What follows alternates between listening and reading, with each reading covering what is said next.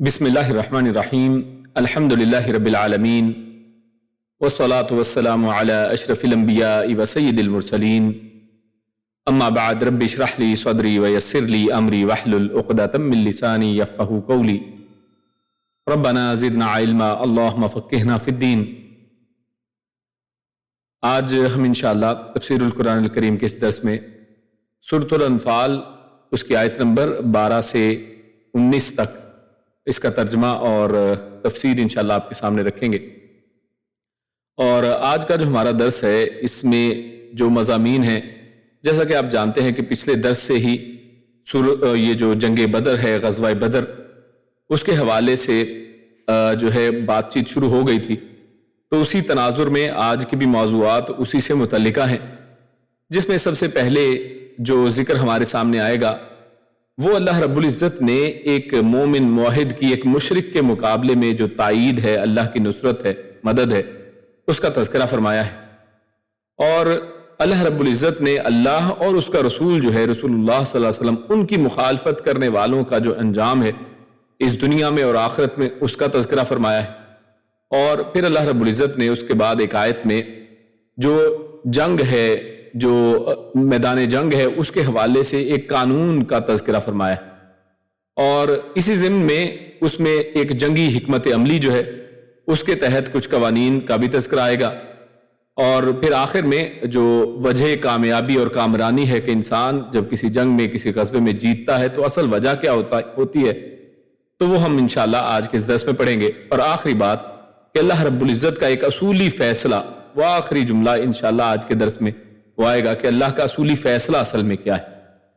تو درس کا آغاز اس کے سب سے پہلے مضامین جو ہیں ان سے کرتے ہیں۔ سب سے پہلے آپ کے سامنے قرآن مجید کی ان آیات، آیت نمبر 12 سے 14، اس کی تلاوت اور ترجمہ آپ کے سامنے پیش کرتے ہیں۔ اعوذ باللہ من الشیطان الرجیم اذ یوحی ربک الی الملائکۃ انی معکم فثبتوا الذین آمنوا سألقی فی قلوب الذین کفروا الرعب فاضربوا فوق الأعناق واضربوا منهم كل بنان ذلك بأنهم شاقوا الله ورسوله ومن يشاقق الله ورسوله فإن الله شديد العقاب ذلكم فذوقوه وأن للكافرين عذاب النار۔ سب سے پہلی آیت میں اللہ رب العزت نے جو آغاز کیا، اذ یوحی ربک الی الملائکہ، تو اذ کا معنی ہے جب، یوحی وہ وحی کر رہا تھا، ربک آپ کا رب، یعنی جب آپ کا رب وحی کر رہا تھا، کن کی طرف؟ الی الملائکہ، فرشتوں کی طرف۔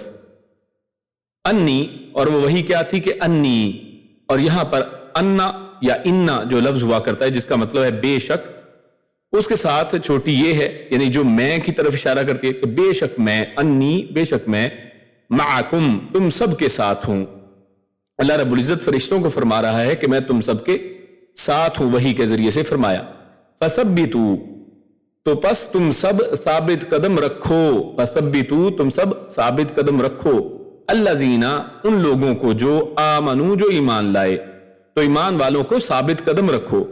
سألقی، سا یہ ان قریب کے لیے یا مستقبل کے معنی کو ظاہر کرتا ہے، القی میں ڈال دوں گا، سألقی یعنی میں ان قریب ڈال دوں گا، فی قلوبی دلوں میں، قلب کی جمع ہے قلوب، الذین ان لوگوں کو جو کفروا جنہوں نے کفر کیا، یعنی ان قریب میں ان لوگوں کے دلوں میں جنہوں نے کفر کیا ڈال دوں گا کیا؟ الرعب، رعب کو، یہ اردو کا بھی لفظ ہے، رعب ایسے ہی استعمال ہوتا ہے۔ فاضربوا، اور پھر آگے اللہ حکم دیتا ہے فا، تو اضربوا یعنی ضرب لگاؤ، مارو، فوقا اوپر، الاعناق گردنوں کے اوپر، عنق اور اعناق یہ گردنوں کو کہتے ہیں۔ واضربوا، اور تم سب ضرب لگاؤ، مارو، منہم ان میں یا ان میں سے یا ان کے، کلا ہر ایک، بنان پور کے اوپر، یعنی جو انگلیوں کے حوالے سے، انگلیوں کے اوپر ایک پور ہوتے ہیں نا، ایک انگلی کے اوپر 3 پور بنے ہوتے ہیں، یعنی چھوٹے سے چھوٹے حصے کے حوالے سے بات کی کہ ان کے ہر پور کے اوپر تم مارو. ذالکا یہ، اور ذالکا مطلب اس کا اصل معنی تو وہ ہوا کرتا ہے، لیکن بعض اوقات یہ کے معنی میں بھی آتا ہے، یعنی یہ وہی چیز ہے. بی انہم، بی ساتھ، انا بے شک، ہم وہ سب، یعنی اس وجہ سے کہ بے شک ان، یعنی وہ سب، شاقو ان سب نے شاق کیا. شاق کہتے ہیں مخالفت کرنے کو، شاق مخالفت کی، تو شاقو ان سب نے مخالفت کی، اللہ کی، ورسولہ رسول کو کہتے ہیں اس کے، یعنی اللہ کی طرف اشارہ ہے کہ اللہ کے رسول کی اور اللہ کی انہوں نے مخالفت کی. یہ اس وجہ سے ہے، یہ ان کا حشر اس وجہ سے ہے. ومن، اور جو یشاقق اللہ، جو بھی مخالفت کرے گا اللہ کی، ورسولہ اور اس کے رسول کی، فإن، تو بے شک، اللہ شدید العقاب، شدید العقاب یعنی عقاب کہتے ہیں اصل میں عذاب کو بھی کہتے ہیں، اور اسی طرح بدلہ لینے کو بھی کہتے ہیں. تو اللہ بدلہ لینے میں، عذاب دینے میں وہ بڑا سخت ہے. ذالکم، یہ یعنی یہ اور کم پیچھے اصل میں ان کی طرف اشارہ ہے جن کو سزا ملی ہے، تو اس لیے کم کو بھی ساتھ ملا دیا گیا. عربی زبان میں ایسا بعض اوقات ہوتا ہے کہ جو ذالکہ کا لفظ ہے وہ جن سے متعلقہ ہو ان کو بھی ساتھ اس لفظ کے جوڑ دیا جاتا ہے. ذالکم یعنی یہ سزا ہے، فذوقوہ تو پس تم چکھو اس کو، وَأَنَّ اور بے شک، اور یہاں پر دیکھیے ذوقوا کا ہے، یعنی یہاں پر اس دنیا کی سزا کے حوالے سے کہا کہ یہ تو دنیا کی سزا ہے تو اس کو تم چکھو. وَأَنَّ اور بے شک، لِلْكَافِرِينَ کافرین کے لیے، کافروں کے لیے، عذاب النار آگ کا بھی، آگ کی عذاب ہے. تو یہ آیات ہم نے 12 سے لے کر 14 تک ان کی تلاوت اور ترجمہ آپ کے سامنے رکھا. اب ان آیات کو ایک ایک کر کے ان کے حوالے سے تفصیل دیکھتے ہیں کہ مفسرین اس کے حوالے سے اور احادیث کی روشنی میں، قرآن مجید کی روشنی میں ان کا معنی مفہوم کیا ہے. تو سب سے پہلے بات شروع ہوئی اذ یوحی ربک الی الملائکہ انی معکم، یعنی اللہ رب العزت فرشتوں کی طرف وحی کر رہے ہیں کہ میں تمہارے ساتھ ہوں. یعنی اس بات سے، اس جملے کو یہاں پر بیان کرنے کے پیچھے مفسرین نے بڑا بہترین نقطہ ذکر کیا ہے، وہ یہ کہ اس سے یہ پتہ چلتا ہے کہ فرشتوں کے بھی اپنے ہاتھ میں کچھ نہیں ہے. فرشتے بھی اتنی طاقتور مخلوق ہونے کے باوجود، اور آپ جانتے ہیں فرشتوں کے حوالے سے بے شمار مختلف طرح کی احادیث ہیں. قرآن مجید میں سورۃ الفاطر کے اندر بھی اللہ رب العزت نے ذکر کیا کہ اللہ رب العزت کے جو فرشتے ہیں کسی کے 2 پر ہیں، کسی کے 4 ہیں، کسی کے 6 پر ہیں، اور کسی کے اس سے بھی زیادہ ہیں. جیسے جبریل امین کے بارے میں صحیح حدیث کے اندر آتا ہے کہ اللہ کے نبی فرماتے ہیں کہ جب میں نے جبریل امین کو دیکھا تو وہ آسمان کو گھیرے ہوئے تھے اور ان کے 600 پر تھے. اور اسی طرح بعض فرشتوں کا ذکر آتا ہے کہ بعض فرشتے اتنے بڑے ہیں کہ ان کے کان سے لے کے کندھے تک کا فاصلہ جو ہے وہ 500 سال یا 700 سال تک کا فاصلہ ہے. اور اسی طرح فرشتے جو ہیں وہ عرش کو جو ہے وہ اٹھائے ہوئے ہیں، اور بعض فرشتے جو ہے عرش کو گھیرے ہوئے ہیں.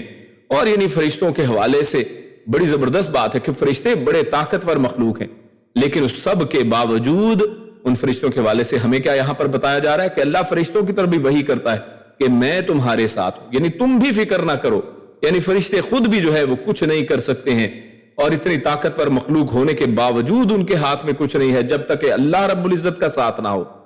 تو یہ بہت بڑی بات ہے، کیونکہ آج ہماری عوام، ہمارے مسلمان، ان کا حال بہت ہی پست ہے. اور وہ یہ کہ انسان اور ہمارے مسلمان بھائی جو ہے وہ فرشتوں کو تو چھوڑے، اتنی طاقتور مخلوق کو، انسان جو ہے جو بالکل کمزور ہے، جو اپنی بھی مدد نہیں کر سکتا ہے، ان لوگوں سے جا کر لوگ مددیں مانگتے ہیں، ان کے سامنے جو ہے اپنی ہاتھ پھیلاتے ہیں اور ان سے کہتے ہیں کہ ہماری جھولی بھر دی جائے. تو یہ بہت بڑی کم عقلی اور کم فہمی کی بات ہے. تو خیر یہاں پر سب سے پہلی بات تو یہ ہمارے سامنے آئی. پھر آگے اللہ فرماتے ہیں انی معکم، کہ بے شک میں تمہارے ساتھ ہوں. فثبتوا، تو تم کیا کرو، تم ثابت قدم رکھو. الذین آمنوا، جو ایمان والے ہیں تم ان کو ثابت قدم رکھو، یعنی تم نے ان کو پریشان نہیں ہونے دینا، ان کو جو ہے ان کے ہمتوں کو، حوصلوں کو تم نے بلند کر کے رکھنا ہے، اور ان کو جو ہے ان کے قدموں کو تم نے ثابت کرنا ہے، ان کی مدد کرنی ہے. اور اللہ رب العزت نے پھر فرمایا سألقی فی قلوب الذین کفروا الرعب، یہ ایک بڑی زبردست قسم کی ایک ایسا انعام ہے جس کا یہاں پر تذکرہ کیا ہے. آپ نے پچھلے درس میں سنا کہ اللہ رب العزت نے میدان بدر کے اندر مختلف طریقوں سے مسلمانوں کی مدد کی ہے، جس میں فرشتوں کا اترنا یہ بھی ایک مدد تھی. پھر اسی طرح بارش کا نزول اللہ رب العزت نے مسلمانوں کے لیے ایک نعمت کے طور پر کیا، اور اسی طرح مسلمانوں کے اوپر جو ہے ایک اونگ کا آ جانا یہ بھی ایک نعمت تھی۔ تو یہاں پر اس کی ایک چوتھے انعام کا تذکرہ کیا جا رہا ہے جو میدان بدر میں واقع ہوا، اور یہ چوتھا انعام ہے جو میدان بدر ہی میں نہیں صرف بلکہ تمام جنگوں میں رسول اللہ صلی اللہ علیہ وسلم اور امت مسلمہ کو یہ عطا کیا گیا۔ اور میدان بدر سے تو اس کا اصل میں آغاز ہو رہا ہے کیونکہ یہ مسلمانوں کی کفار کے ساتھ پہلی جنگ ہے۔ اس حوالے سے صحیح بخاری کی حدیث ہے، حدیث نمبر 335، رسول اللہ صلی اللہ علیہ وسلم نے فرمایا کہ مجھے 5 چیزیں دی گئی ہیں جو مجھ سے پہلے کسی کو نہیں دی گئی۔ یعنی 5 یہ خصوصیات ہیں، خاص ہیں، کسی اور نبی کو کسی اور کو پہلے نہیں دی گئی ہیں، اور ان میں سے ایک یہ بیان فرمائی کہ مجھے 1 مہینے کی مسافت پر روب کے ذریعے سے مدد دی گئی ہے۔ یعنی کفار کے اوپر رسول اللہ صلی اللہ علیہ وسلم اور مسلمانوں کا جو روب ہے، ان کا دبدبہ جو ہے، ان کے دلوں کے اندر ان کا جو خوف ہے، وہ اللہ رب العزت نے 1 مہینے کی مسافت پہ رکھ دیا ہے۔ یعنی مسلمان ابھی 1 مہینہ فاصلے پر ہوں تو کفاروں کے دل جو ہے دہل جایا کرتے ہیں۔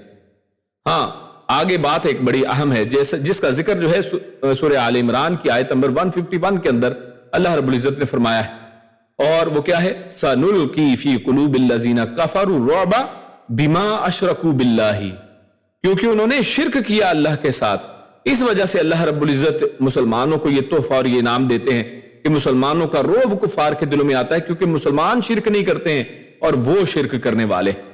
اس لیے اس آیت سے علماء نے یہ اخذ کیا ہے کہ اصل میں جو رعب دیا گیا ہے یہ ان کے اوپر رعب اس لیے ہے کیونکہ وہ شرک کرنے والے ہیں، اور کن کا رعب ہے؟ جو شرک نہیں کرنے والے، یعنی جو موحد ہیں، ایک اللہ کی عبادت کرنے والے ہیں، اس کے ساتھ کسی کو شریک نہیں کرتے ہیں۔ یعنی اس کا مطلب وہ ہوا کہ آج اگر کوئی شخص اپنے آپ کو مسلمان کہتا پھرے لیکن مسلمانوں کی اس فوج کے اندر اگر شرک کرنے والے لوگ ہیں، اگر وہ مسلمانوں کی فوج ایسی لوگوں کے اوپر مشتمل ہے کہ جو شرک کرنے کے ساتھ ملوث ہیں، تو ان کے ساتھ پھر یہ مدد نہیں ہے، کیونکہ یہ تو مشرکین کے خلاف ہے۔ اگر وہ خود مشرک ہوئے، اگر خود ان کے اندر یہ شرک کی بیماری پائی گئی تو ان کو یہ مدد کہاں سے آئے گی؟ لہٰذا انسان کو چاہیے کہ اپنے عقیدے کو درست کرے، اپنے آپ کو شرک سے بچائے اور توحید کی طرف لے کے آئے، تاکہ اس اتنی بڑی نعمت سے وہ مسلمان بھی جو ہے وہ فائدہ مند ہو سکے، کیونکہ ہر مسلمان مومن جو موحد ہے، جو مشرک نہیں ہے، اس کا اللہ رب العزت جو روب ہے وہ مشرکین کے دلوں کے اوپر ڈال دیا کرتا ہے، اور 1 مہینے کی مسافت پر ڈالتا ہے۔ آگے اللہ فرماتا ہے فَاضْرِبُوا فَوْقَ الْأَعْنَاقِ، کہ اب آپ نے، یعنی روب تو اللہ نے ڈال دیا، اب وہ آپ سے خوف زدہ ہیں، اور اب آپ کا کام ہے کہ آپ نے کیا کرنا ہے؟ فوق العناق، ان کی گردنوں کے اوپر مارو، واضربوا منہم کل بنان، اور ان کے ہر پور کے اوپر مارو۔ یعنی مطلب یہ ہے کہ ان کی گردنوں پر مارو تاکہ ان کے ناپاک جسموں سے زمین پاک ہو۔ یعنی کفار کو قتل کرنا جو ہے یہ کوئی ظلم نہیں ہے کہ انسان، بعض لوگ یہ کہتے ہیں کہ جناب یہ ظلم و ستم، نہیں، یہ جنگ کا میدان ہے، اور اس جنگ کے میدان میں ان لوگوں نے اللہ رب العزت کے ساتھ شرک کیا ہے، اور یہ شرک کرنے والے اور کفر کرنے والے لوگ ہیں، لہٰذا ان کے جسموں سے زمین کو پاک کیا جائے، اور ان کے ہاتھوں اور پاؤں کے ہر پور پر ضرب لگاؤ تاکہ وہ ہاتھوں سے نہ لڑ سکیں اور پاؤں سے بھاگ نہ سکیں۔ تو اس حوالے سے ایک اور جو بات ہے وہ ذہن نشین ہو جانی چاہیے کہ اس کا مطلب یہ نہیں ہے کہ ہر پور کے مارنے سے مراد کہ انسان مسلح کرے، یا جب کوئی کافر جو ہے وہ مر جائے تو اس کی لاش کے ساتھ بے حرمتی کرے۔ اسلام نے کافر کے ساتھ بھی ایسا کرنے سے منع فرمایا، یعنی شرعاً جو ہے لاشوں کو مسخ کرنا اور ان کا مسلح کرنا جائز نہیں ہے، کہ کوئی مردہ شخص ہے چاہے وہ کافر ہی کیوں نہ ہو، کہ اس کے ہاتھ کاٹ دیے جائیں، اس کی کان کاٹ دیے جائیں، اس کی انگلیاں کاٹ دی جائیں، تو اس کی اسلام جو ہے اجازت نہیں دیتا ہے۔ یہ کفار کے ہاں ہوگا، مسلمانوں کے اندر اسلامی شریعت تمام احوال میں بہترین اعمال اور عمدہ اخلاق پیش کرتی ہے تاکہ دین اسلام کے جوہر اور حقیقت کا اظہار ہو اور اس کا احترام انسانیت وہ عیاں ہو۔ یعنی اس کا تو آپ مثال جو ہے وہ قربانی کے زمانے میں دیکھ لیتے ہیں کہ جب انسان ایک جانور کے گردن کے اوپر بھی چھری چلانے لگتا ہے تو وہاں پر کیا ہے، چھری چلاتا ہے، لیکن اللہ رب العزت نے وہاں پر بھی حکم دیا کہ اس طریقے سے چھری کو اس طرح سے تیز کیا جائے کہ اس کو جو ہے کم سے کم تکلیف ہو، یعنی اس کو ذبح تو کرنا ہے لیکن تکلیف اس کو کم سے کم ہونی چاہیے، اس کو اس انداز میں ذبح کیا جائے۔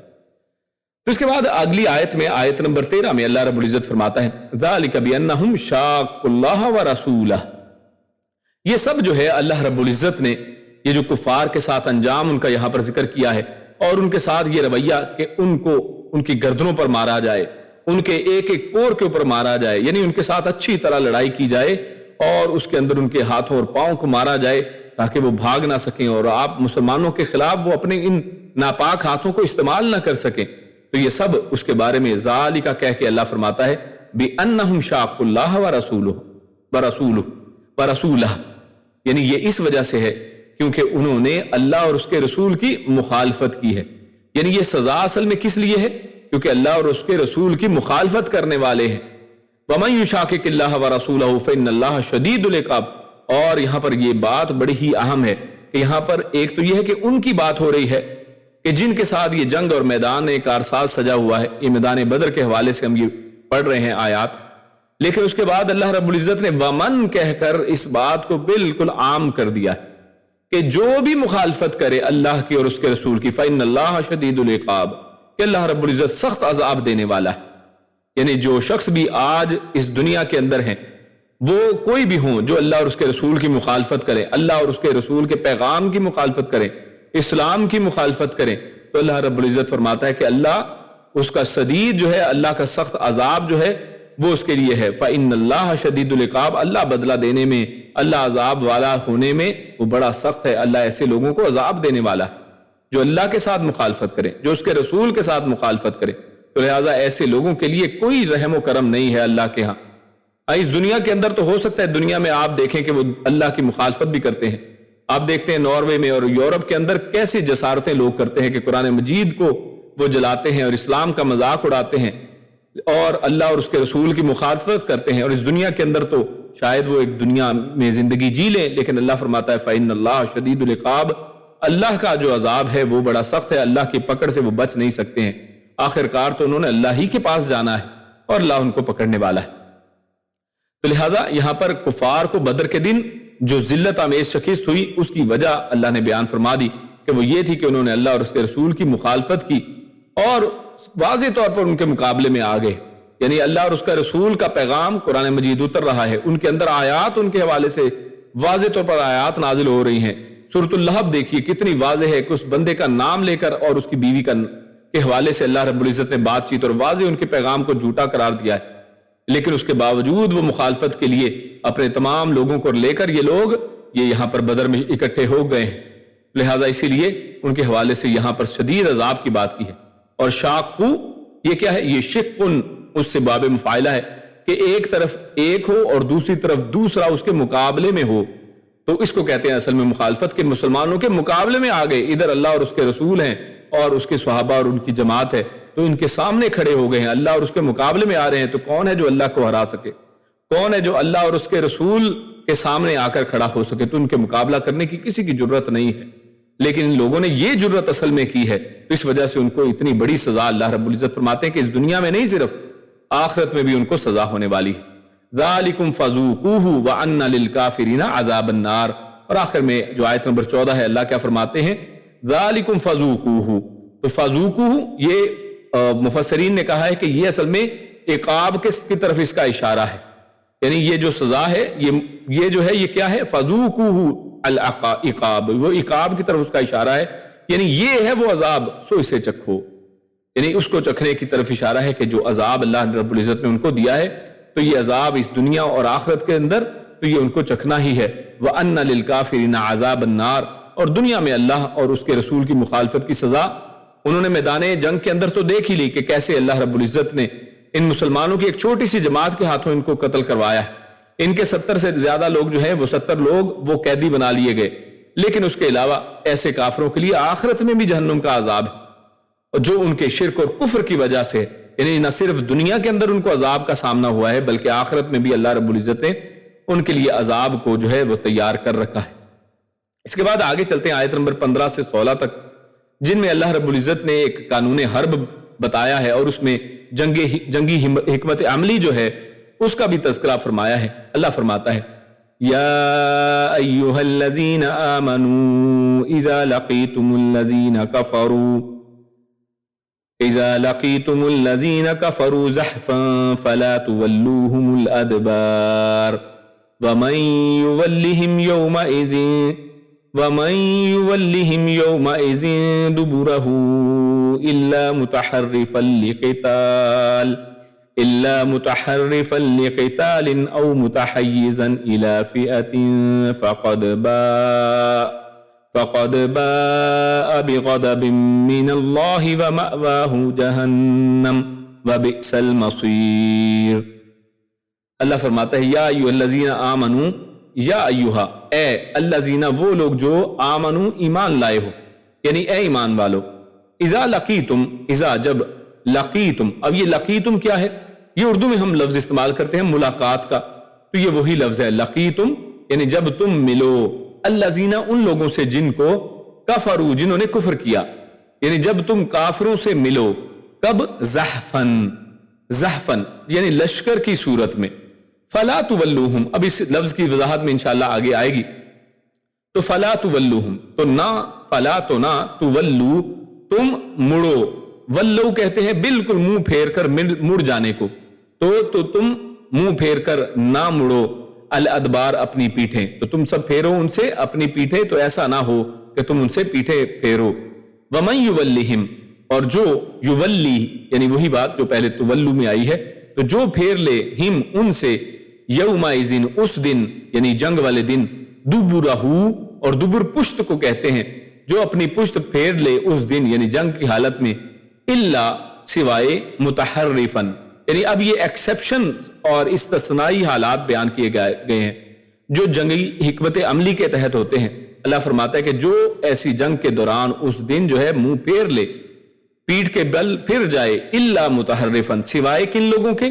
متحرفن، جو متحرف ہو، متحرف کہتے ہیں ہٹ جانے والے کو، یعنی تحریف کرنا جیسے ہوتا ہے نا لفظ، اردو میں بھی ہم قرآن مجید کے حوالے سے لفظ کہتے ہیں کہ قرآن میں تحریف نہیں ہوئی ہے، تو اس حوالے سے جو لفظ ہے وہی ہے متحرفن، یعنی ہٹنے والا، پینترا بدلنے والا ہو، یعنی اگر وہ تو وہ پینترا بدلنے والا ہے تو اس کو سوا چھوڑ دیں آپ، قتال کے لیے، لڑائی کے لیے، او متحیزن، یا پھر کیا ہو، وہ جڑ جانے والا ہو، پناہ پکڑنے، یعنی پیچھے جو جماعت کے ساتھ ملنے والا ہو، متحیز کہتے ہیں ملنے والا، جو جماعت کے ساتھ ملے تو اس میں جا کر پناہ پکڑ لے تاکہ اکٹھے ہو کے واپس آئیں، تو اس حوالے سے بات ہوئی، او متحیزن، یا پناہ پکڑنے والا ہو، الی فئۃ، الی طرف، فئہ جماعت کو کہتے ہیں، تو اور نکرہ ہے، یعنی کسی ایک جماعت کے پاس پیچھے ملنے کے لیے جا رہا ہو، پیچھے جائے، فقد، تو یقیناً، باء، تو وہ لوٹا، بغضب، غضب کے ساتھ،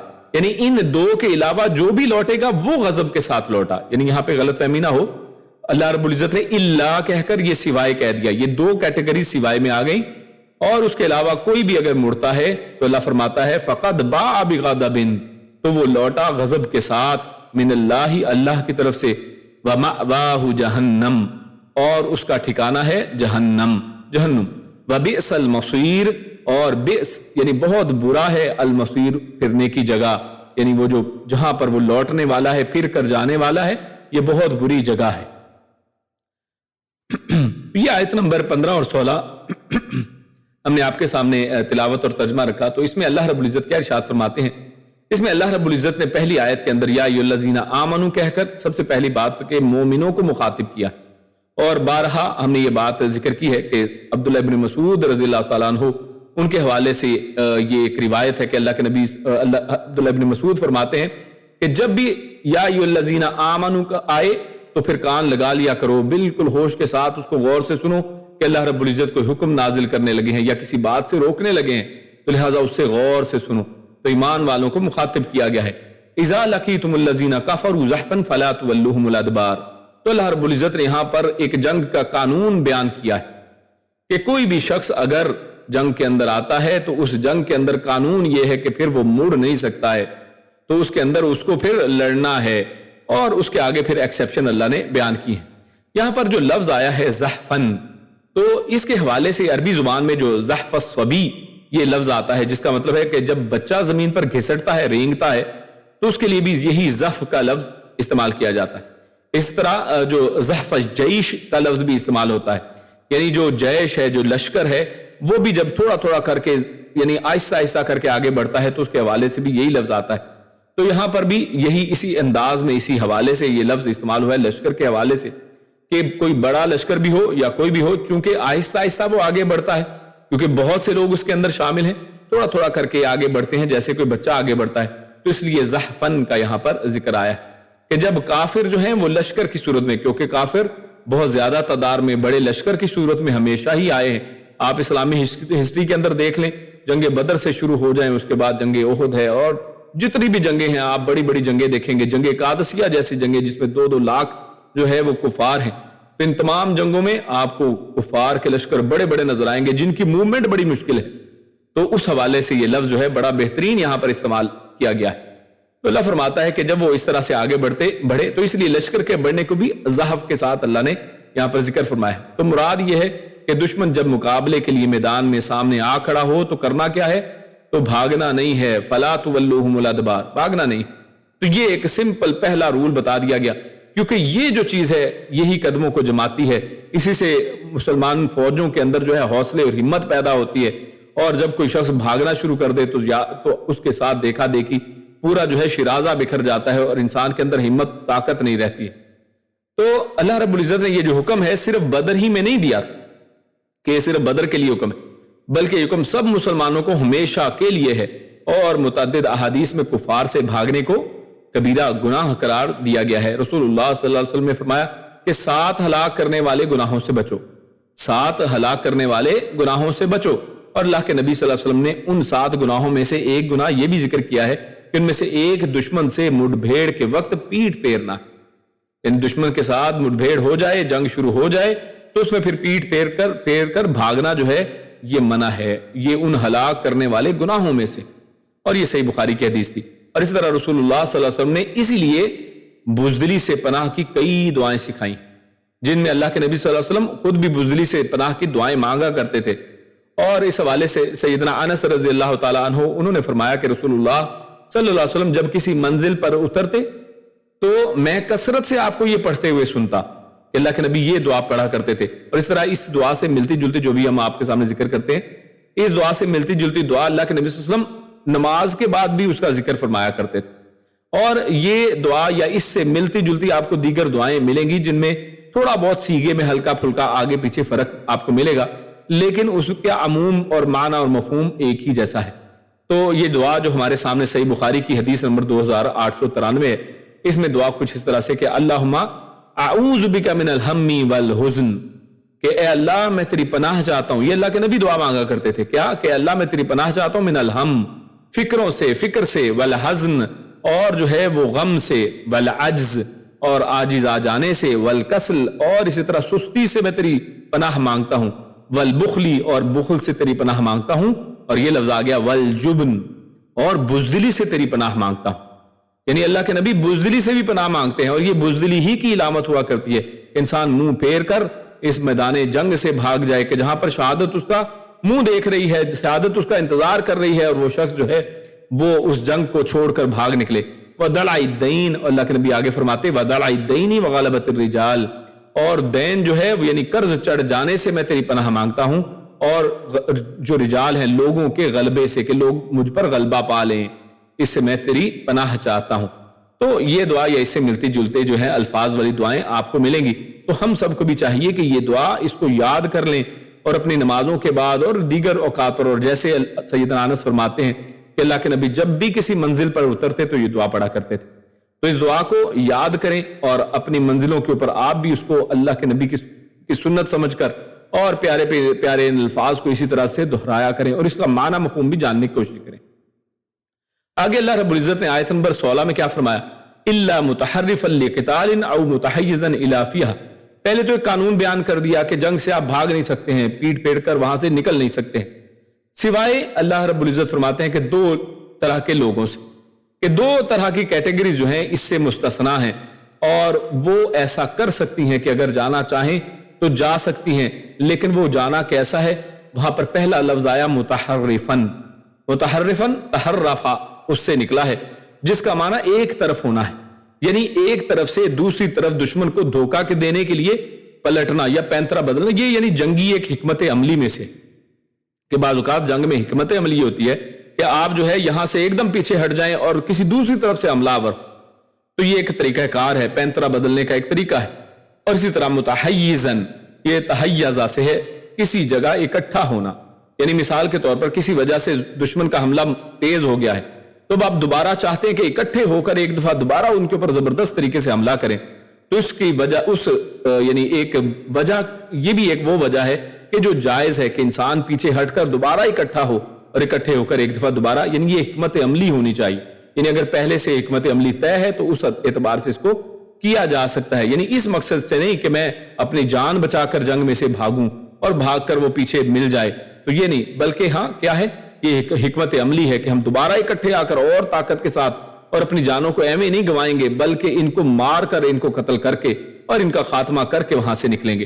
تو یہ اس کے اندر یعنی اپنے آپ کو بھی بچائیں، لیکن بچانے کا مطلب شہادت سے اور بزدلی نہیں ہے، شہادت سے بھاگنا نہیں ہے، بلکہ زیادہ اچھے طریقے سے آ کر بہتر اسٹریٹجی کے ساتھ دشمن کے اوپر فتح کا حصول بھی اس کے اندر وہ رہنا چاہیے۔ اور اللہ رب العزت نے اس دو وجوہات سے، یہ اس دو طریقوں کو اس کے اندر استثناء دی ہے، الا کہہ کر کہ ان کے علاوہ بھاگنا جائز نہیں ہے۔ تو یہ دو چیزیں ہیں جن کو یعنی جن کے اوپر عمل کرنا ضروری ہے، اور یہ فنون جنگ میں سے اللہ رب العزت نے ذکر فرما دیے کہ یہ دو ہیں جنگ کی حکمت عملیاں کہ جن کے اوپر عمل کرنا چاہیے۔ اور اللہ فرماتا ہے فقد باء بغضب من اللہ ومأواہ جہنم، لیکن پھر بھی اگر کوئی پیٹ پھیرتا ہے تو کیا ہے، اللہ کا غضب اس کے اوپر آئے گا اور اس کا ٹھکانہ جہنم میں ہوگا، چاہے وہ مسلمانوں ہی کی فوج میں کیوں نہ ہو۔ لیکن اگر کسی شخص نے اللہ کی نافرمانی کی تو پھر اس کا انجام جو ہے وہ یہ ہے، یعنی صرف اسلام جو ہے منہ سے اپنا نام جو ہے عبداللہ عبد الرحمن رکھنا نہیں ہے، بلکہ اسلام اللہ اور اس کے رسول کی اطاعت کا نام ہے، اور جہاں پر انسان اللہ اور اس کی اطاعت سے نکلتا ہے تو دیکھیے اللہ رب العزت کیا فرماتا ہے کہ اس کے اوپر اللہ کا غضب ہے، حالانکہ دیکھیے مسلمان کی فوج کے ساتھ ہے، لیکن اگر پیٹ پھیر کر بھاگتا ہے تو اللہ فرماتا ہے وَمَأْوَاهُ جَهَنَّمُ وَبِئْسَ الْمَصِيرُ، اس کا ٹھکانہ جہنم ہوگا، اور یہ جہنم جو ہے یہ بہت بری جگہ ہے کہ جہاں پر انسان لوٹے۔ اس کے بعد اگلی آیات ہیں ہمارے سامنے 17 سے لے کر 19 تک، جس میں اللہ رب العزت نے پھر جب انسان کو، مومنوں کو کامیابی دی ہے تو اس کامیابی کی وجہ کامیابی اور کامرانی اللہ نے ذکر کی ہے، اور پھر اسی کے ضمن میں ہمارے سامنے اللہ کا ایک اصولی فیصلہ بھی آئے گا۔ تو اللہ فرماتا ہے فَلَمْ تَقْتُلُوهُمْ وَلَكِنَّ اللَّهَ قَتَلَهُمْ وَمَا رَمَيْتَ إِذْ رَمَيْتَ وَلَكِنَّ اللَّهَ رَمَى وَلِيُبْلِيَ الْمُؤْمِنِينَ مِنْهُ بَلَاءً حَسَنًا إِنَّ اللَّهَ سَمِيعٌ عَلِيمٌ ذَلِكُمْ وَأَنَّ اللَّهَ مُوهِنُ كَيْدِ الْكَافِرِينَ إِن تَسْتَفْتِحُوا فَقَدْ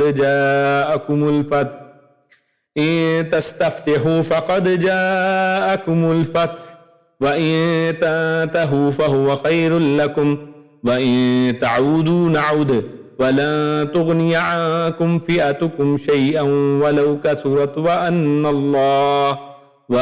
اللَّهَ مَعَ الْمُؤْمِنِينَ۔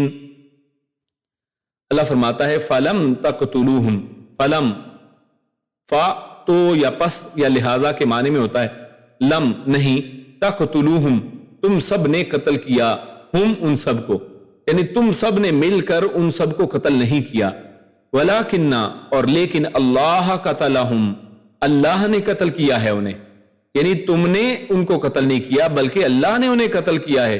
وما رمیتا اور نہیں پھینکی آپ نے، رمیت یعنی یا رمل مٹی کو کہتے ہیں، یعنی وہ مٹھی بھر کر مٹی یا ریت جو ہے وہ آپ نے نہیں پھینکی تھی، اذ رمیتا جب آپ نے پھینکی تھی۔ یہاں پر دیکھیے دو لفظ غور کرنے، وما رمیتا اور نہیں پھینکی آپ نے، اذ رمیتا جب آپ نے پھینکی، ولیکن اللہ رما اور لیکن اللہ نے پھینکی، ولیبلی المؤمنین و اور لی تاکہ یبلیا، یہ یبلیا کا لفظ جو ہے آگے دوبارہ آ رہا ہے بلاءن کی شکل میں، تو بلا یا یبلی یہ جو لفظ ہے یہ اصل میں معنی ہے امتحان کے لیے، لیکن اس کا معنی آگے ہم تفصیل دیکھیں گے انشاءاللہ تفسیر میں، عطا کرنا بھی ہوتا ہے، اور یہاں پر اسی معنی میں ہے ولیبلیا تاکہ وہ عطا کرے المؤمنین مومنوں کو، منہ اپنی طرف سے، بلاءن یعنی وہی عطا یا انعام، حسنن اچھا، ان اللہ بے شک اللہ سمیع خوب سننے والا، علیم خوب جاننے والا ہے۔ ذالکم یعنی پھر وہی لفظ ہے جیسے پہلے ہم نے وضاحت کی تھی، یعنی یہ سب یعنی جو انعامات اللہ نے کیے ہیں ان کی سب کی طرف اشارہ ہے۔ وَأَنَّ اللَّهَ اور اللہ تعالیٰ، یعنی ذالکم وہ سب جو اللہ نے پہلے عطا کیا، وَأَنَّ اللَّهَ اور بے شک اللہ تعالیٰ موہن کید الکافرین، موہن یعنی کمزور کرنے والا ہے، قید کہتے ہیں تدبیر کو، چال کو، سازش کو، الکافرین کافروں کی، اللہ کافروں کی سب تدبیروں کو کمزور کرنے والا ہے۔ ان تستفتحوا، ان اگر، تستفتحوا اس میں لفظ ہے فتح، اصل جو لفظ ہے فتح کا ایک مطلب کیا ہوتا ہے؟ فتح کرنا، لیکن اور یہ اسی طرح کھولنا بھی ہوتا ہے، لیکن یہاں پر جو اس کا معنی ہے، اور یہ بھی اس کا معنی ہوتا ہے، قرآن مجید میں اس کا معنی اسی انداز میں آیا ہے، وہ ہے فیصلہ کرنا۔ ان تستفتحوا، اور اگر تم سب فیصلہ چاہو، تستفتحوا میں چاہو کا معنی کہاں سے آیا ہے یہ بھائی نوٹ کر لیں کہ شروع میں تستفتحوا میں سین تا آیا ہے۔ جب بھی سین تا شروع میں کسی بھی فعل کے ورب کے شروع میں آتا ہے تو یہ اس میں طلب کا معنی پیدا کر دیتا ہے، اس کے اندر طلب کا معنی آ جاتا ہے، تو یہاں پر بھی سین اور تا آ گیا ہے تو طلب کا معنی اس میں پیدا ہوا، یعنی اگر تم سب فیصلہ چاہو، فقد تو یقیناً، جاءکم، جاء وہ آ چکا ہے، کم تمہارے پاس، الفتح تو فیصلہ تمہارے سامنے، تمہارے پاس آ چکا ہے، یعنی اس جنگ بدر کی فتح کی شکل میں۔ وَإِن تَنْتَحُوا، اور اگر تنتحو تم سب باز آ جاؤ، اور یہاں پر نون تاہا انتہا کا بھی لفظ ہم اردو میں بولتے ہیں نا، یہ وہی اصل میں سب ہے، اور اگر تم سب باز آ جاؤ، فَهُوَ خَيْرٌ لَكُمْ، فَهُوَ تو وہ خیر بہتر ہے، لکم تم سب کے لیے، وَإِن تَعُودُوا اور اگر تعودوا، عادہ یا عودو کہتے ہیں دوبارہ واپس کرنے کو، اسی سے اردو کا لفظ عادت بھی ہے، یعنی عادت وہ ہوتی ہے جو بار بار انسان کرتا ہے، تو یہ وہی اصل میں، اور اسی سے عید بھی ہے، یہ عربی زبان میں عید، جو عیدیں ہیں اسلام میں 2 عیدیں، تو ان کا عید کا لفظ بھی ہے جو ہے وہ اسی روٹ سے ہے، یعنی جو بار بار چیز آتی ہے۔ وَإِن تَعُودُوا اور اگر تم سب دوبارہ کرو گے، نعود تو ہم بھی دوبارہ کریں گے، یعنی اوپر پہلے یہ بات کر دی کہ اگر تم باز آ جاؤ تو یہ تمہارے لیے بہتر ہے، لیکن اگر تم دوبارہ کرو گے، نعود تو ہم بھی تمہارے ساتھ دوبارہ ایسا ہی کریں گے۔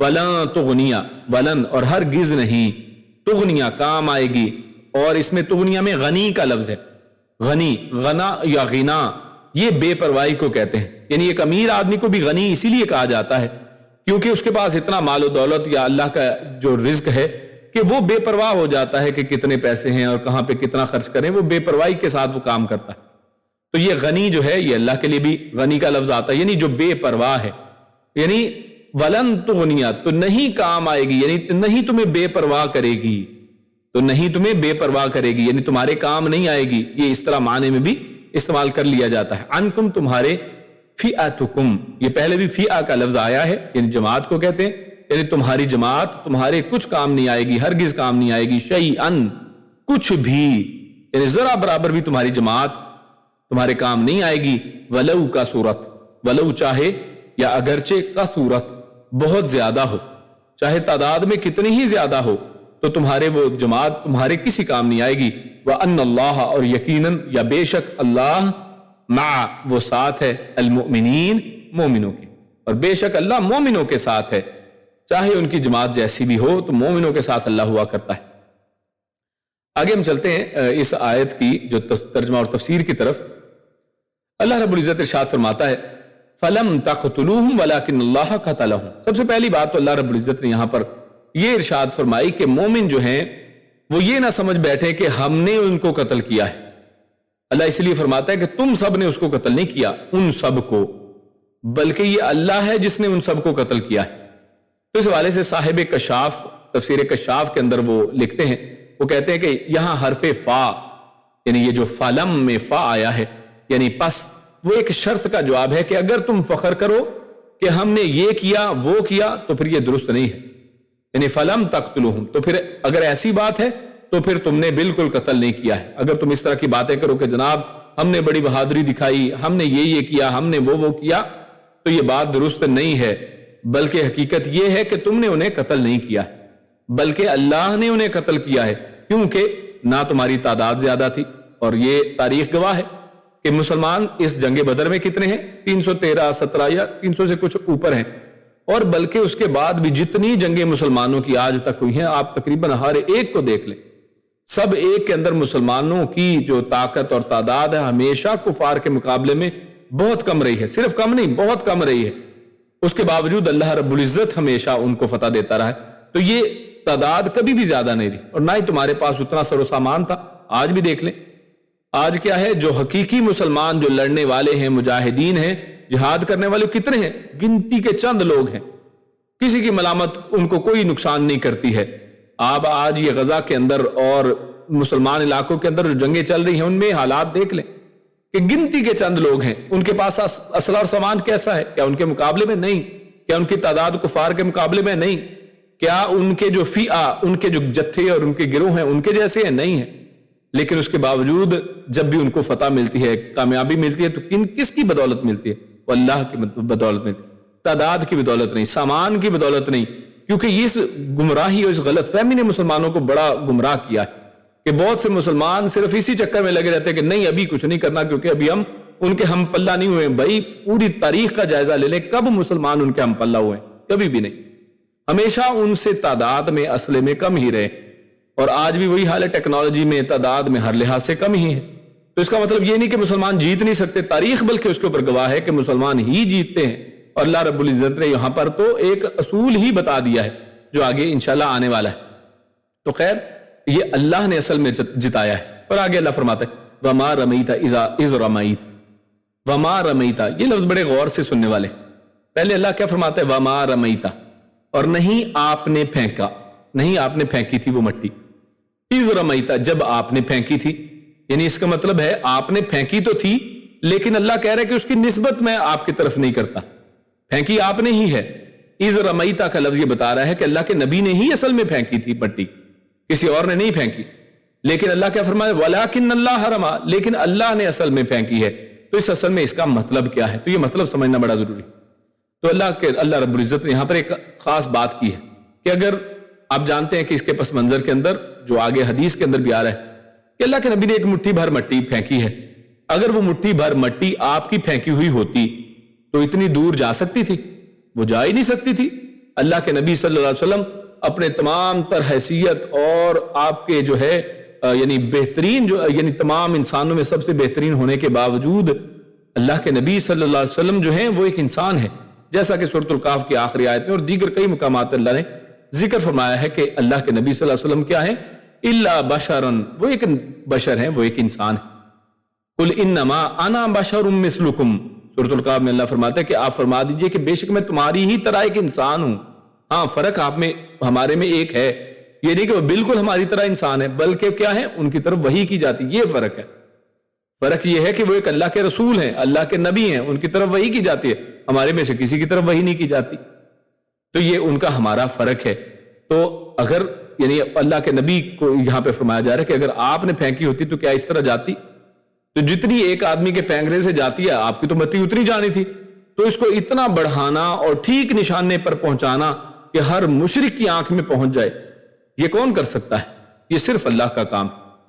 تو یہ اشارہ ہے اس واقعے کی طرف جو حافظ ابن کثیر رحمہ اللہ نے علی بن طلحہ عن ابن عباس رضی اللہ تعالیٰ عنہما کی حسن سند سے بیان کیا ہے.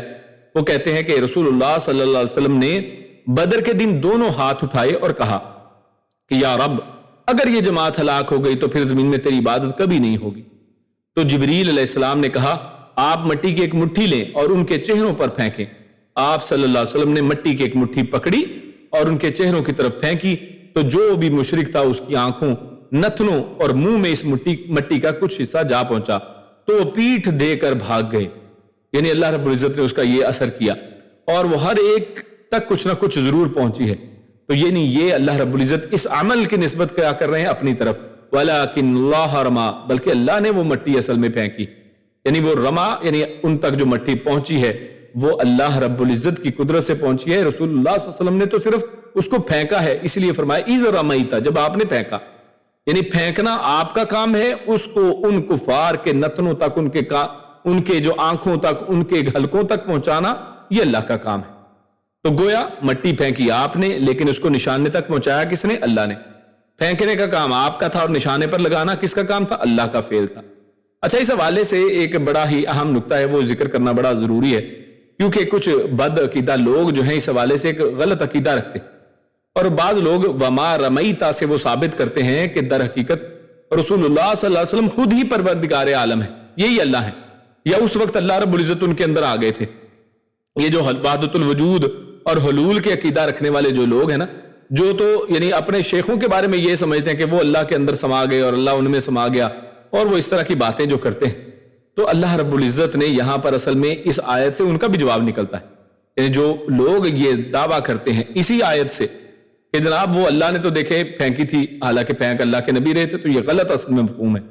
اس لیے اللہ تعالیٰ نے ان کے پھینکنے کو اپنا پھینکنا اصل میں قرار کیا دیا ہے.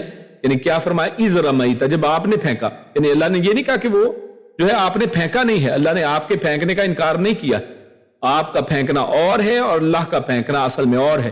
اس لیے دونوں ہی کا اللہ نے یہاں پہ تذکرہ کر دیا کہ جب آپ نے پھینکا ہے تو آپ نے تو پھینک دیا، لیکن اللہ نے اصل میں ان کو لوگوں تک پہنچایا ہے.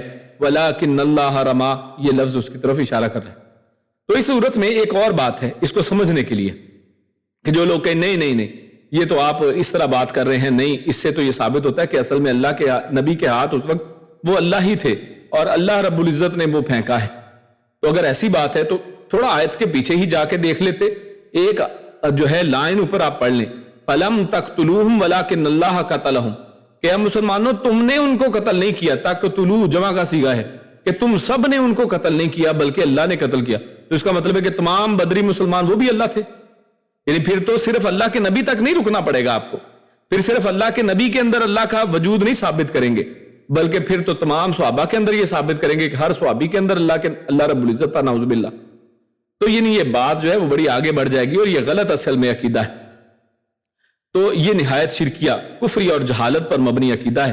اور حقیقت یہ ہے کہ یہ لوگ جو ہیں ہندوؤں کی طرف ہر چیز کو، ہندوؤں کی طرح جو ہے ہر چیز کو رب مانتے ہیں اور اسے وحدت الوجود کہتے ہیں کہ ہر چیز میں جو ہے، کہتے ہیں نا ہندو ہر کنکر میں شنکر، تو یہ بھی کہتے ہیں کہ اللہ رب العزت ہر چیز کے اندر ہے. اور جس کا نتیجہ آپ جانتے ہیں کہ قرآن و حدیث کے احکام کا خاتمہ ہے اور اسلام اور کفر اور جنت و دوزخ سب کے وجود کا انکار اس سے ہو جاتا ہے کہ اصل میں کچھ بھی نہیں ہے، سب صرف اللہ ہی کا وجود ہے. یعنی پھر اللہ رب العزت کی تخلیق کہاں گئی؟ پھر اللہ رب العزت کو خالق آپ نے کیسے مانا جب یہ سب کچھ ہے ہی نہیں؟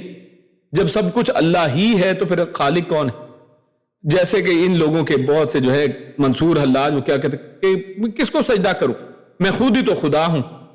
پھر لوگوں نے ایسی ایسی باتیں کی اور لوگ ان کو ڈیفینڈ کرتے ہیں، تو بڑی عجیب بات ہے اور جاہلانہ باتیں.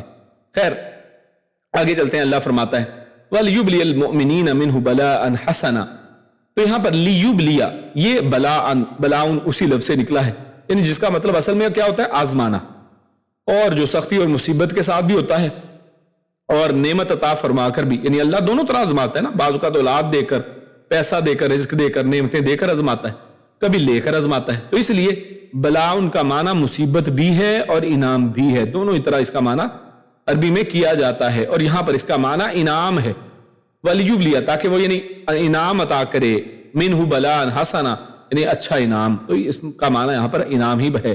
یہاں مراد انعام یا احسان اور عطا کے ساتھ آزمانا ہے. اللہ نے آپ کو یہ ساری عطائیں، یعنی فتح دے کر، دشمن، ایک بڑے دشمن کے اوپر ایک چھوٹی جو تعداد میں لوگ ہیں اور کم اسلحے کے ساتھ لوگ ہیں ان کے اوپر جتا کر اللہ نے آزمایا ہے کہ کیا کہتے ہیں ہم اپنی طاقت سے جیتے ہیں کہ اللہ نے جتوایا ہے. تو دیکھیے ہر ایک چیز کے اندر ان کے اوپر امتحان ہے. تو اس کے ساتھ مزید سنو تو اللہ رب العزت نے یعنی اس انداز میں امتحان سے آزمایا ہے مسلمانوں. اس کے بعد اللہ رب العزت کیا کہتا ہے؟ ان اللہ سمیع علیم، کہ بے شک اللہ سننے والا اور جاننے والا ہے. کہ جب مسلمانوں نے یہ دعائیں کی ہیں اللہ رب العزت سے، رسول اللہ صلی اللہ علیہ وسلم نے دعائیں کی ہیں، تو اللہ نے ان کو یقیناً سنا ہے اور اپنی مددوں کے ساتھ اللہ رب العزت نے ان کو نوازا ہے اور مسلمانوں کو فتح سے نوازا ہے. آگے اللہ فرماتا ہے آخر میں ذالکم وان اللہ موہن کید الکافرین، یعنی ذالکم یعنی یہ بات تو ہے ہی جس کا ذکر پہلے گزر چکا، کہ وہ سب تو جس کا ذکر گزر گیا وہ سب تو پکی بات ہے. اور وہ کیا کیا گزرا ہے؟ یعنی فرشتوں کے ساتھ اللہ نے مدد کی، بارش برسانا، اون ڈالنا، مشرکین کی آنکھوں میں خاک ڈالنا، اور مسلمانوں کو جو فتح عظیم عطا ہونا، یہ سب باتیں تو ہیں اپنی جگہ پہ. اللہ فرماتا ہے اس کے ساتھ ساتھ وَأَنَّ اللَّهَ مُوهِنُ كَيْدِ الْكَافِرِينَ، کہ اس کے ساتھ مزید یہ ہے کہ اللہ آئندہ بھی کفار کی سازشوں کو کمزور کر دے گا. یعنی جب بھی کفار مسلمانوں کے خلاف کوئی بھی سازشیں کریں گے تو آپ یہ نہ سمجھیں ہاں اگر آپ مسلمان ہیں، اگر آپ موحد ہیں، آپ مشرک نہیں ہیں، تو پھر یہ اللہ کی ساری باتیں آپ سب کے لیے، ہم سب کے لیے بھی ہیں. تو اللہ رب العزت قیامت تک جو ہے کفار کی سازشوں کو کمزور کر دے گا اور یہ اپنی کسی سازش میں کامیاب نہیں ہو سکیں گے. جب تک مسلمانوں کی حقیقی جماعت باقی رہتی ہے نا، کوشش کرتی رہتی ہے، میدان جہاد کے اندر جو ہے برسر پیکار رہتی ہے، تو تب تک یہ نہیں ہو سکتا ہے کہ وہ کفار اپنی سازشوں میں کامیاب ہو جائیں. تو جیسا کہ ابن کثیر رحمہ اللہ نے یہ ذکر فرمایا، یا یہ کہ انہوں نے جو یہ منصوبہ بنایا تھا، اس کا یہ بھی معنی ہے کہ جو انہوں نے یہ منصوبہ بنایا تھا کہ مسلمانوں کا زور بھی توڑ دیں گے، یعنی وہ آئے تھے نا اسی جوش جذبے کے ساتھ 1000 کا لشکر لے کے کہ مسلمانوں کو ختم کرتے ہیں، چلو بھائی ایک ہی دفعہ ان کو ایک ہی جھٹکے میں ختم کر دیں گے، تو اللہ نے ان کا منصوبہ خاک میں ملا دیا. وہ خود اور ان کے بڑے بڑے سردار، آپ جانتے ہیں کہ اسی جنگ کے اندر ابو جہل وغیرہ جو ہے وہ، اور بڑے بڑے جو ہے عتبہ اور شیبہ، اس طرح کے سارے بڑے بڑے سردار وہ سب ختم ہو گئے اور تمہارے ہاتھوں قیدی بن گئے کچھ، اور بھاری جانی و مالی نقصان اٹھا کر وہ سب پسپا ہوئے. اور اس انداز میں یعنی اللہ رب العزت ان کو ہزیمت سے واسطہ ڈالا. تو یہ ہے اصل میں موہن، اللہ کس طرح سے ان کی قید جو ہے، ان کی جو تدبیر ہے، ان کی جو سازش ہے، ان کو ختم کرتا ہے. اور آگے اللہ فرماتا ہے، آخری آیت ہے، آیت نمبر 19 آج کی آخری آیت، ان تستفتحوا فقد جاءکم الفتح. یہ تستفتحوا اس کا معنی جیسے میں نے پہلے ذکر کر دیا، جس کا مطلب ہے اگر تم یعنی فیصلہ چاہو، اگر تم فیصلہ چاہو. یعنی وہ لوگ اصل میں کیا تھے، وہ مانگتے رہتے تھے یہ فیصلے. تو یہ خطاب اصل میں کفار سے ہے، کیونکہ انہوں نے مکے سے روانہ ہوتے وقت اور ابو جہل نے معرکہ بدر سے پہلے یہ دعا کی تھی. مکے سے روانہ ہوتے وقت بھی یہ دعا کی ان لوگوں نے، اور ابو جہل نے اسپیشلی بدر کا واقعہ ہونے سے پہلے یہ دعا کی. کیا کہتے ہیں؟ عبداللہ بن ثعلبہ رضی اللہ تعالیٰ عنہ وہ بیان کرتے ہیں، صحیح مستدرک الحاکم کی حدیث ہے یہ، اور اس طرح مسند احمد کے اندر یہ حدیث بھی آئی ہے، اور اس کو شعیب الارناؤت اور انہوں نے حافظہ اللہ نے اس کو صحیح کہا ہے. تو اس حدیث کے اندر فرماتے ہیں کہ جب بدر کے دن لوگ ایک دوسرے کے مقابل ہوئے تو ابو جہل نے کہا کہ اللہ، ہم میں سے جو شخص زیادہ رشتوں کو توڑنے والا اور ہمارے سامنے غیر معروف باتیں پیش کرنے والا ہے، اسے آج صبح ہلاک کر دے. تو یہ فیصلہ طلب کرنے والا ابو جہل تھا. یعنی اس سے پتہ چلا یہ جو بات اللہ نے فرمائی ان تستفتحوا، کہ جب تم فیصلہ چاہا، تو یہ فیصلہ کس نے چاہا تھا؟ ایک تو ابو جہل نے، اور ان سب نے بھی یہ چاہا تھا کہ فیصلہ آج ہو جائے. تو یہ اصل میں اس کی طرف اشارہ ہے. تو اللہ کیا فرماتا ہے؟ فقد جاءکم الفتح. جب تم نے فیصلہ مانگا ہے نا، تو پھر آ گیا، پھر فتح جو ہے وہ فتح آ گئی. اور وہ فتح کیا ہے؟ تو یہاں پر فتح کا بھی معنی وہی فیصلہ ہی ہے. تو پھر فیصلہ یہ لو، پھر یہ فیصلہ آ گیا. اور یہ فیصلے کے حوالے سے کفار جو ہے اور بھی دیگر قرآن مجید میں مختلف جگہوں پر یہ ذکر ملتا ہے کہ متی ھذا الفتح، کہ یہ جناب فیصلہ کب آئے گا؟ یہ جو آپ کہتے رہتے ہیں کہ فیصلہ ہو جائے گا، یہ کب ہوگا؟ ان کنتم صادقین. سورۃ سجدہ میں بھی یہ بات ذکر ہوئی کہ یہ فیصلہ کب ہوگا. تو یہ اکثر کفار یہ باتیں کرتے رہتے تھے کہ جناب یہ جس سے آپ ہمیں ڈراتے ہیں نا، یہ فیصلہ اب کر ہی چھوڑیں. تو اس حوالے سے شاہ عبد القادر رحمہ اللہ وہ اپنی تفسیر معزہ کے اندر وہ لکھتے ہیں کہ مکی صورتوں میں ہر جگہ کافروں کا یہ کلام نقل فرمایا ہے. یعنی مکی صورتوں میں شروع کے زمانے کے اندر یہ ہر جگہ پہ آپ کو بہت سی جگہوں پہ یہ ملے گا مکی صورتوں کے اندر کہ کافر کیا کہتے ہیں؟ متی ھذا الفتح، یہ ایک فیصلہ کب آئے گا؟ تو اللہ فرماتا ہے سو اب یہ فیصلہ آ چکا. فقد جاءکم الفتح، جاءکم الفتح، تو یہ لو پھر فیصلہ تمہارا ہو گیا اگر تمہیں فیصلہ ہی چاہیے. تو آگے اللہ فرماتا ہے وَإِن تَنْتَحُوا فَهُوَ خَيْرٌ لَكُمْ. یہ بڑی ہی بہترین بات ہے. غور کیجئے، میدان جنگ کی بات چل رہی، اللہ رب العزت بدر کے حوال بتا رہے ہیں، لیکن اس کے اندر اللہ رب العزت کیا چاہتے ہیں کہ میرے بندے میری طرف واپس آ جائیں.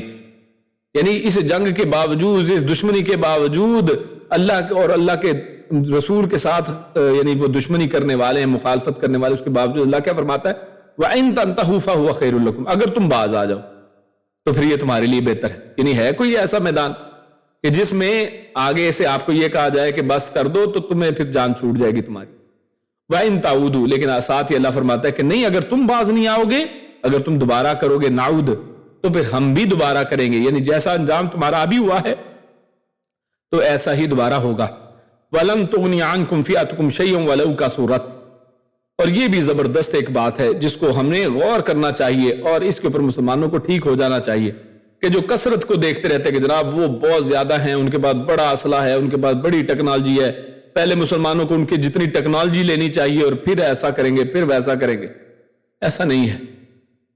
اللہ کیا فرماتا ہے؟ ولن، یہ ہے اصل میں اللہ کا جو فیصلہ، ولن تغنی عنکم فئتکم شیئا، کہ تمہارے ہرگز کوئی کام نہیں آئے گی تمہاری نہ جماعت.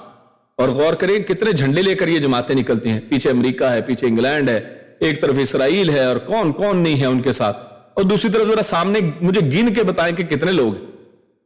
یعنی ایک غزہ والے لوگ ہیں، یعنی ایک چھوٹی سی جماعت ہے ان کی، اور ان کے مقابلے میں دنیا کی بڑی بڑی سپر پاورز ہیں. اور ہم نے پہلے بھی کتنی دفعہ یہ دیکھا ہے، ہمارے حال کی ہسٹری میں بھی اور تاریخ کے اندر ہم نے دیکھا ہے. اور یہ اللہ کی بات بالکل سچی ہے، اور ہمیں فکر نہیں کرنی چاہیے، بلکہ اس کے اندر ایک جرأت اور ہمت کا سامنا کرنا چاہیے مسلمان حکمرانوں کو، کہ وہ اس کے اندر نکلیں اور جرأت کریں. وَلَن تُغْنِ عَنْكُمْ فِئَتُكُمْ شَيْئًا، کہ ہرگز ان کا جو فئہ ہے، ان کی جماعت ہے، اور ان کی جو کثرت ہے وہ ان کے کوئی کام نہیں آئے گی. وَأَنَّ اللَّهَ مَعَ الْمُؤْمِنِينَ، اور اس کو پٹی باندھ لیں، اس کو یاد کر لیں کہ اللہ رب العزت مومنوں کے ساتھ. جان لو کہ یقینا اللہ مومنوں کے ساتھ، اور اللہ تعالیٰ جس کے ساتھ ہو اس کا کوئی بگاڑ سکتا ہے کچھ؟ ان کا کوئی نہ دنیا میں نہ آخرت میں کوئی کچھ نہیں بگاڑ سکتا ہے. اس لیے اصل میں اس کوشش جو کرنے کی ہے نا، وہ کیا ہے؟ وہ اپنے آپ کو مومن بنانے کی ہے، اپنے آپ کو مومن ثابت کرنے کی اصل میں ضرورت ہے.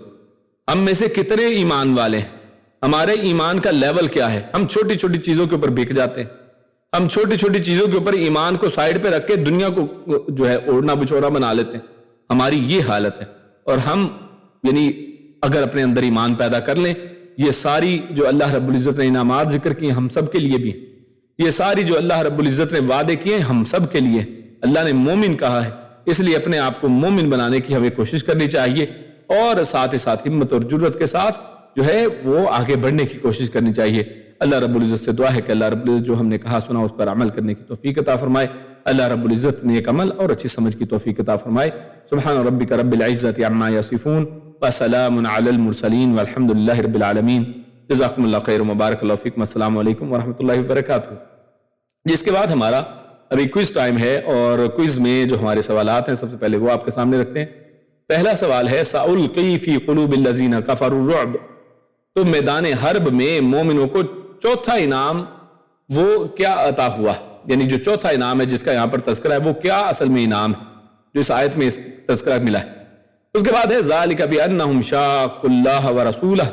تو کفار کی ذلت آمیز شکست کی کیا وجہ یہاں پر اس آیت میں بیان کی گئی.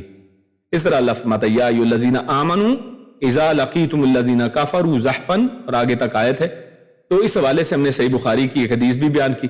تو صحیح البخاری میں بیان کردہ 7 ہلاک کرنے والے گناہوں میں سے کس کا اس آیت میں تذکرہ ہے، کہ وہ کون سا گناہ ہے کہ جو ہلاک کر دینے والا ہے.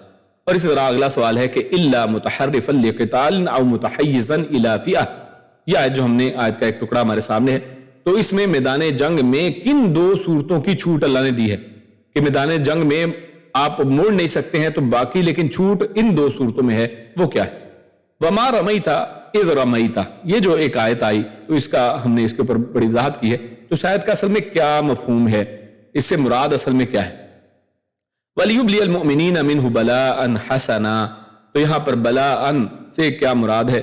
اور آخری سوال اِن تَسْتَفْتِحُوا فَقَدْ جَاءَكُمُ الْفَتْحُ. تو یہاں فتح کا کیا مفہوم بیان کیا گیا ہے؟